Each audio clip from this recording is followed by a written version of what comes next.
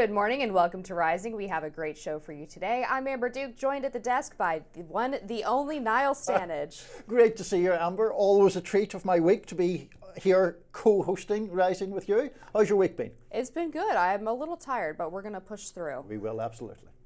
So, President Trump appeared to soften his rhetoric, linking DEI to Wednesday night's deadly collision between an American Eagle passenger jet and an Army helicopter.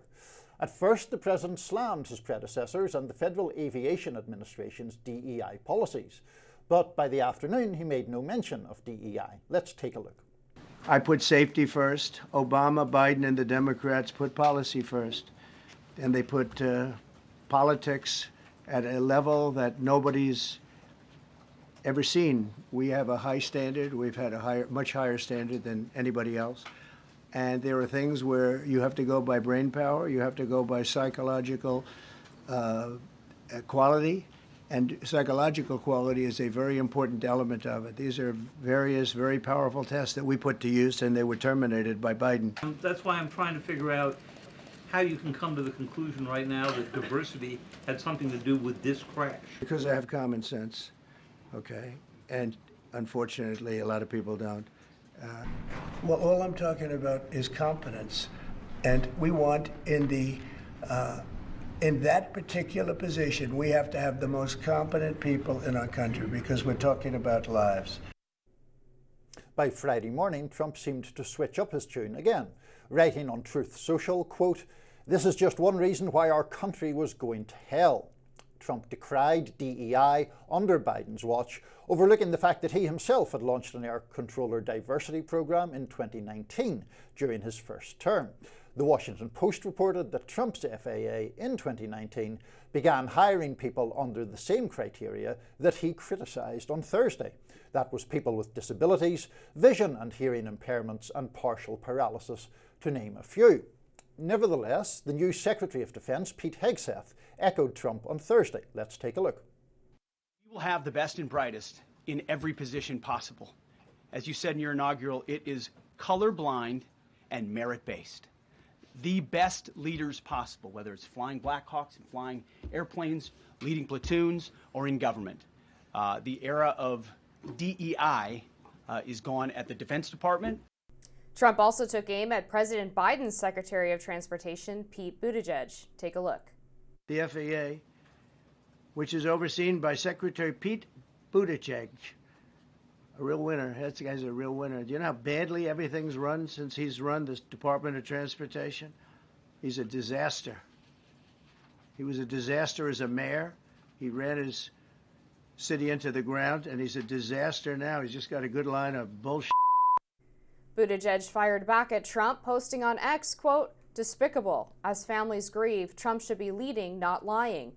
President Trump now oversees the military and the FAA.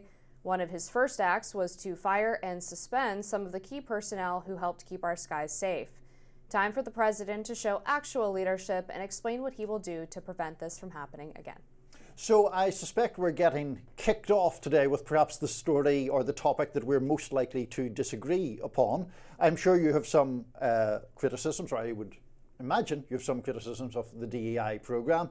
I have certainly ways to defend it, but if you want to go on offense against it, why don't you go first and we'll see where we go. Well, I would start with this. First of all, Trump was not the first person to politicize this tragedy. It was actually the Democrats who came out and immediately blamed Trump for firing people from the TSA, which, as you know, has nothing to do with air traffic control. Congresswomen Norma Torres and Sidney Kamlager both sent out tweets insinuating that Trump's recent hiring freeze and the TSA cuts would have been to blame for this incident. So I find it a little bit hypocritical for Democrats to accuse Trump of being the one to rush to politicize what happened. But I find his politicization of what happened to be more plausible than what the Democrats are accusing him of doing. There are several direct, several indirect links to DEI that have caused our skies to become less safe. One of which is the fact that there was a lawsuit filed against the FAA where 3,000 potential air traffic controllers alleged that they were not able to continue the training program because they were not meeting diversity requirements. In short, they were white men And even though they were qualified, they had to go with different candidates. And we also know that during COVID, there were a lot of air traffic controllers who were fired because of Biden's vaccine mandate.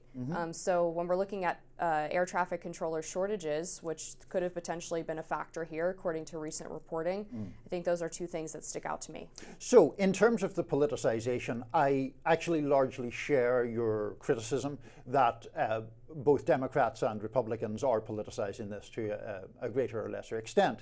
Now, my argument would be there is, in that politicization, sometimes misplaced or hyperbolic claims about this particular incident, which is a very tragic incident, but one which we don't so far really know definitively what happened. That is a separate issue from the fact that there can be arguments to be had, certainly, about what we do going forward to prevent the replication of some of these matters. Now, here's where I think Trump goes wrong. It's in writ large, it's the idea that he talks about diversity and merit as if those two things are in either mutually exclusive or in tension with each other. That if you have a more diverse workforce, it's less meritorious. And I just don't think that's true. And I think it's worth looking, and I'll try to summarize fairly quickly, at the FAA situation. Because there is enormous amounts of emphasis put on, from the right, on this idea of a biographical assessment, which became part of the hiring process. And the label, I think, is misleading. It's not the right's label, that's what it's called. But I think it has been spoken about as if people think it's a personal essay about people's experience of racism or whatever. It's a 114 multiple choice question test. And it refers or it measures things like one's approach to decision making, calmness under pressure, a capacity to handle criticism. All traits that we would, I think, generally agree are important in air traffic controllers. Why was that biographical assessment included in the first place? And it was included because before that, there were two separate measures for recruitment to the FAA, one of which was about a combination of academic achievement and air traffic controlling experience, and the other which was about traits that make for good air traffic controllers. And in the first measure, African American applicants who typically did not have the work experience part did not perform so well. And in the traits element, African American candidates performed slightly better on average than white candidates on topics like concentration, decisiveness, and consistency. So people looked at that and rightly thought, in my view, actually, because of the historic shape of hiring here, we're not getting the best suited people to this job.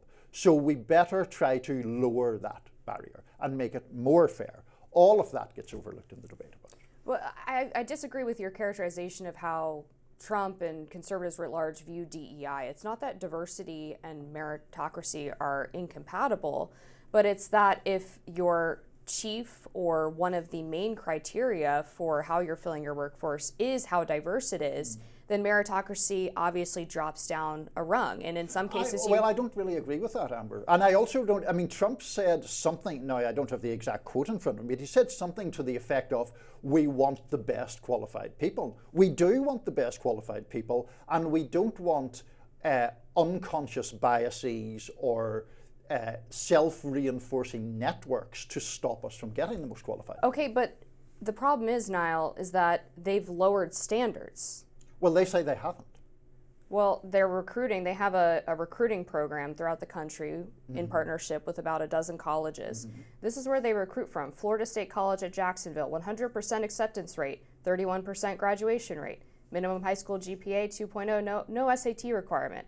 Elizabeth State University, minimum high school GPA 2.5, 75% of their students scored below 970 on the SAT. Middle Georgia State University, minimum high school GPA 2.0, no SAT requirement, 100% acceptance rate, 25% graduation rate. That doesn't sound like the best and brightest to me. But the point is that the FAA has its own test that you pass or fail. The test, or the legal case that you mentioned, taken by the number of people led by a white guy from Arizona, their argument is that they failed the test that measures traits and that was unfair to them.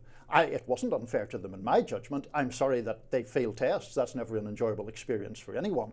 But the idea that that was a consequence of bias or intent to keep white people out is not borne out by any facts. Well, two things in response to that. I mean, the first is it sounds like this biographical test is subjectively scored. Is that right? Well, it's multiple choice, so I don't know. I mean, multiple choice tends to reduce the amount of subjectivity, I think, broadly speaking, but I don't know exactly. Yeah, I mean, so it sounds like it's trying to measure personality traits by how people answer questions, which by nature the design would be subjective because it's not testing mathematical skills, reading comprehension, etc. I don't really accept that premise, Amber. Honestly. If I asked you, okay, Niall, what would you do if you came across a fire? Would you throw a blanket on it? Would you call the fire department, or would you run away? Right. And I decided that calling the fire department made you braver than throwing a blanket on the fire. That's I mean, the question by nature is subjective based on the person's opinion that's writing it. Yes, but it is completely valid to test for